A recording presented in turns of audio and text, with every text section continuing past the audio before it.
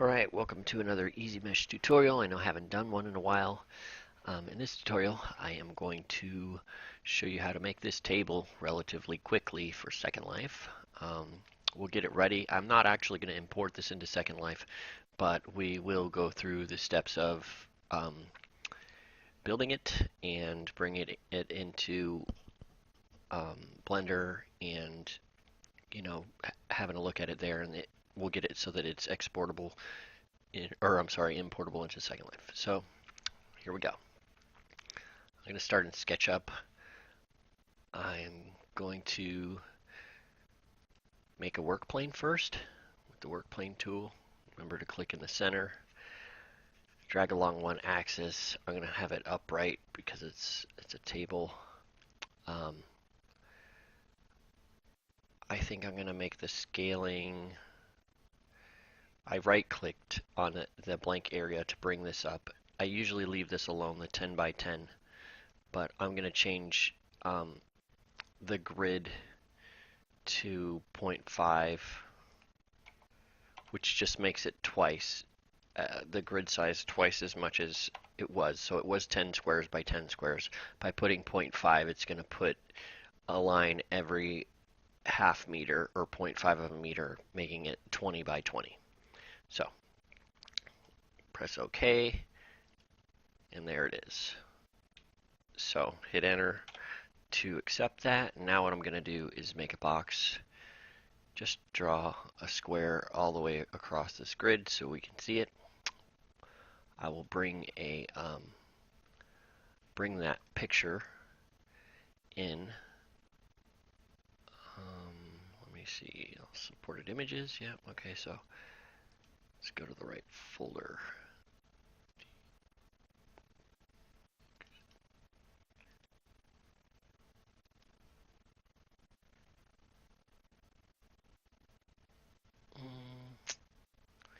I'm not quite sure. Oh, having a little lag issue.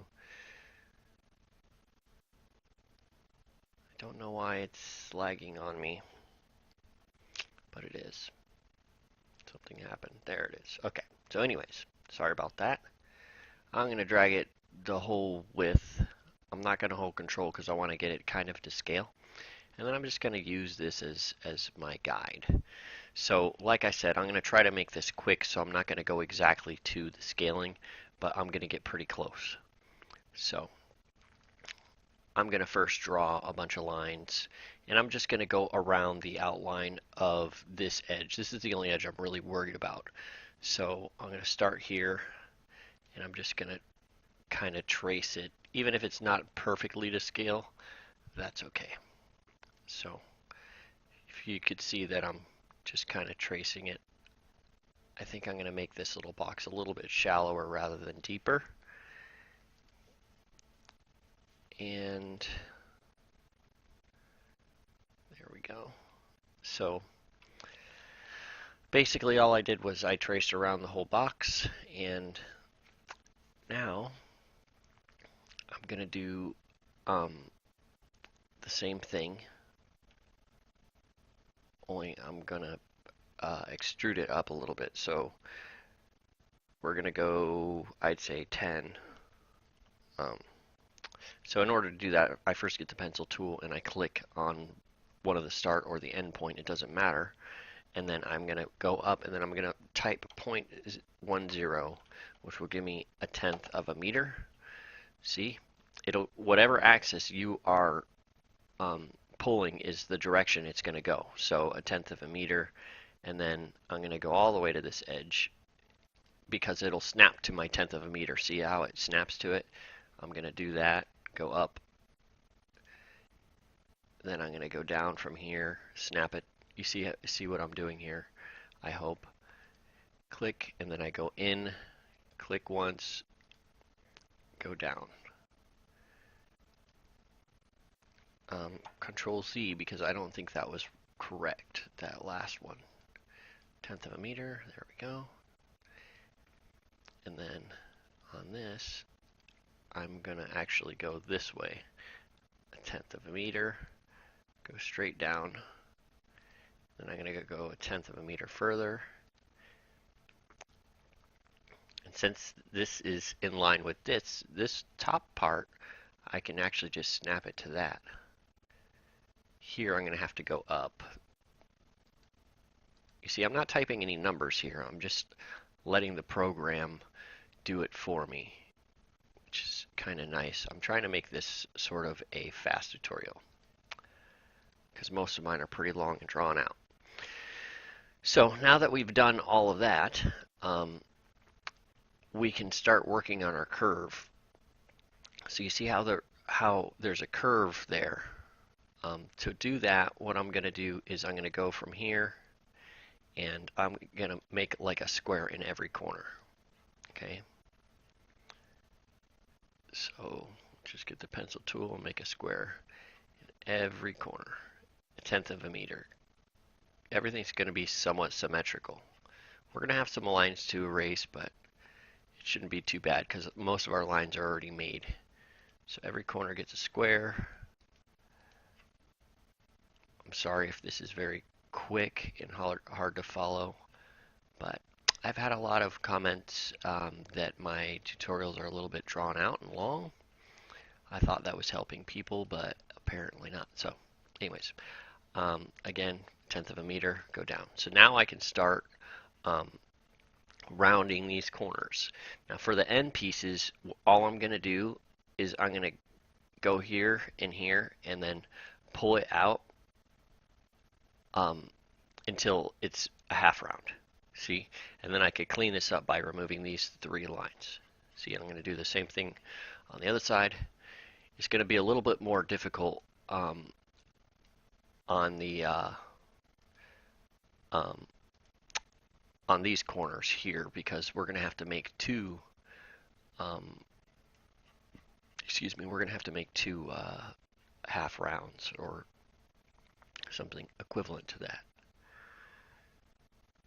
So we have to do that, and then we have to make another half round here. And I didn't give that any thought before I started this, but I think what I'm going to do is I'm going to go 1/10 of a meter, which it should snap to either way, like this. And then I get the arch tool and I do like that. You see? Now I can erase all these lines and we'll see how it looks. One thing I don't like about that is it's not really that symmetrical. If you look at this, it looks like it has kind of a fat corner. I don't really like that. So what I'm going to do is I'm going to try to fix that. I'm going to Control Z back, and I might change how I'm making this corner right here. So from here to here, oops.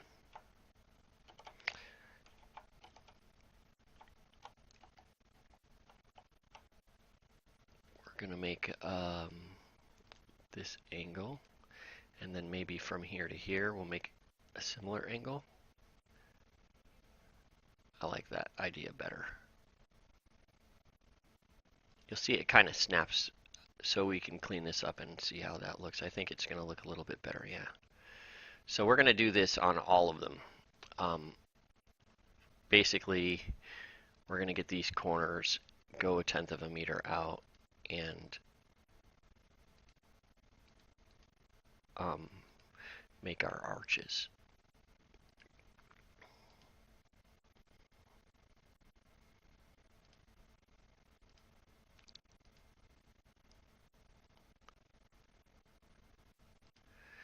I know that that it's going to be a little repetitive. You have to keep in mind that this sort of situation happens sometimes. I cammed way in because over here we have these little lines that you can actually get rid of. I probably have them down here too.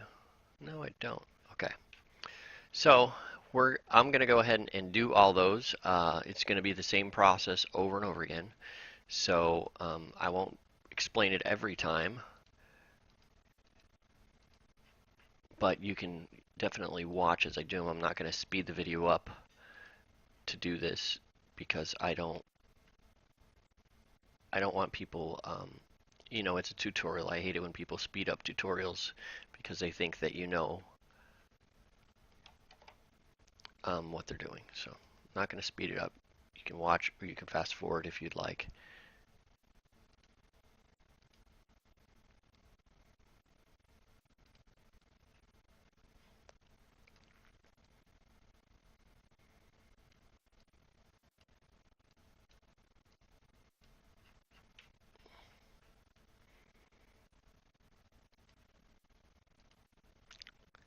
And for the sake of trying it, I'm going to try erasing my lines first. Maybe that would have a good effect. I'll try that on this corner. So maybe if I get the eraser and erase these lines first, maybe I'll have a better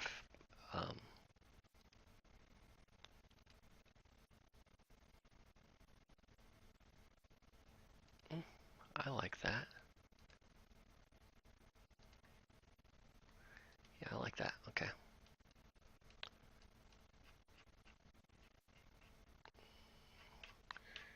So I was just checking. So I think I'm gonna continue to do that where I erase the lines first.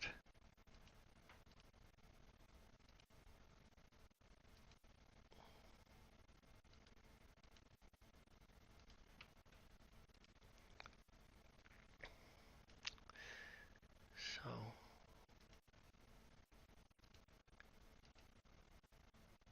you'll notice that the line is turning green, which means that it's going out. And I kind of don't want it to go out. And what I mean by going out is it's protruding this direction instead of going that direction. So if that line turns green like that, you know that, or just know that that's incorrect. Actually, I'll do it intentionally. You see, if I turn it because the line was green, it put the angle wrong. So I'm going to undo that, but that's you don't want to do that because your mesh will be very messed up real quick. So just keep that in mind. All right. And by the way, I am using a new microphone. I hope it sounds good. I know you can hear me breathe in it. It's kind of one of the things I don't like about it. But I hope that's not too bothersome to everybody who watches this video.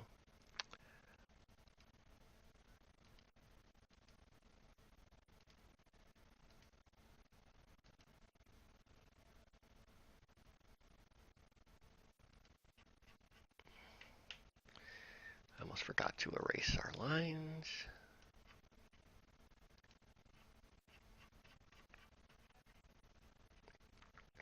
All right, I think we have two more. Yes, two more.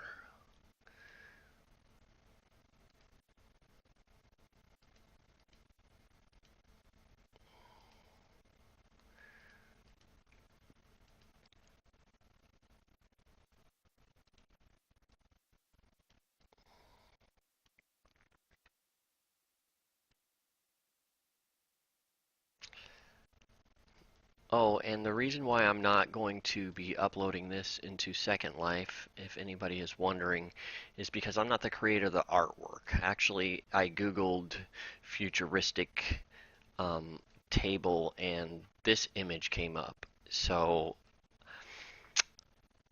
I really try not to steal other people's work. And I think working off of someone's image isn't really stealing so long as I don't try to sell this item. Which I have no intent on selling. I just want to show people how you can make some items that, or some, if you use your own artwork or someone else's with permission, how you could use that to make mesh. So if you're wondering why I'm not going to upload this into Second Life, that's why. So here we have it. I've gone all the way around it. So the next thing I'm going to do is I'm going to go ahead and just erase this corner and then figure out what went wrong, because it should have kept all this. Somewhere there's a line that's not connected, and this happens sometimes. Basically got to run around this thing with the cam and look for it. It's probably something I erased somewhere along the line.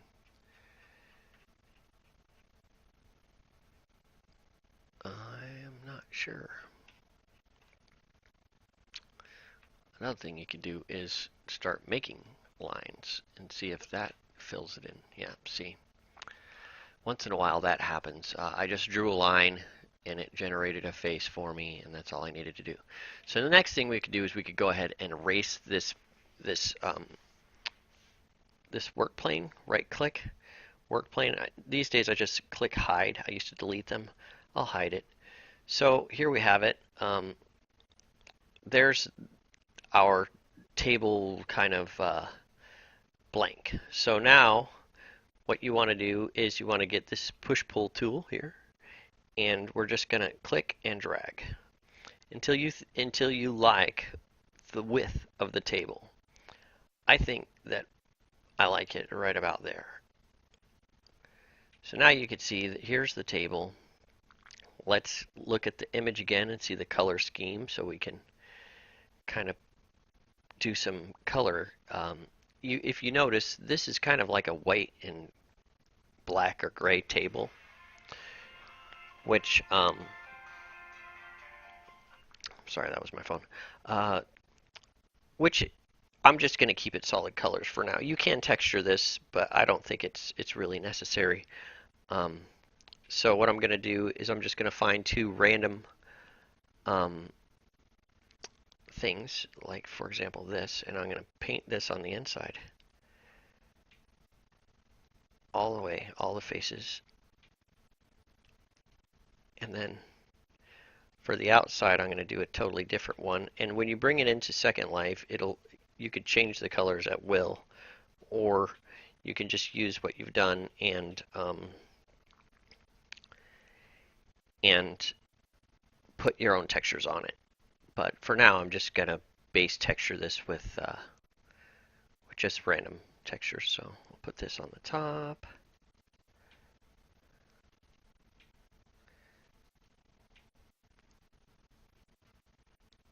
So get that.